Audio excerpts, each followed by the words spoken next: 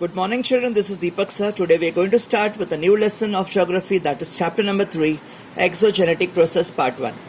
Before that we have done endogenetic moment, and in that we have seen about the internal moments of the earth. Now in this lesson, exogenetic, we are going to see the external moment, that is a moment which take place on the surface of the earth. Now when we learn about this, it is totally about weathering.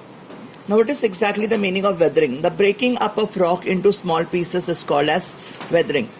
So in this lesson we are going to learn about the weathering of rock and what are the different kinds of weathering. For it may be like mechanical, chemical and biological. This is one of the shortest lesson of your syllabus. Very interesting and easy to understand. Before I begin with the lesson, I just wanted to give you introduction of the pictures today. Now children, see this. The picture you are seeing here, first one, this is about the mountain surface which is getting weathered away like an onion shell. It is an example of mechanical weathering. The second picture, it is showing you about the weathering in a form of blocks. Third one, a rock getting shattered away. These are the examples of mechanical weathering. Here in this picture you are seeing that a rock is getting oxidized. It is turning to be reddish in color. So this is an example of chemical weathering, as the rocks are getting rusted because of the minerals present in it. An ant burrowing hole in the soil. So ants, they are also acting as plants or animal. They are also acting in weathering of rock, and this is an example of biological weathering where an ant, an animal, is weathering a rock. This work is done by a tree. A tree has broken up a huge rock into small pieces due to its growth.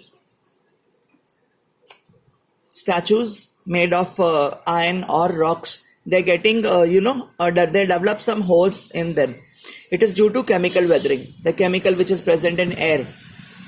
The next one, it is also the rocks getting into, some holes are getting developed on it. This is because of the salt present in it. So where do we find such kind of rocks? Near the seashore. Am I clear? So in this lesson, we are going to learn about the breaking or weathering of rock as a natural phenomena, and we're going to learn like what is exactly weathering, and we're going to learn about 3 types of weathering. They are namely mechanical, chemical and biological. In our next lecture, today I'm winding up here only because I was busy preparing for your internet issues and examination work. In our next lecture, we are going to begin with the very first concept of mechanical weathering.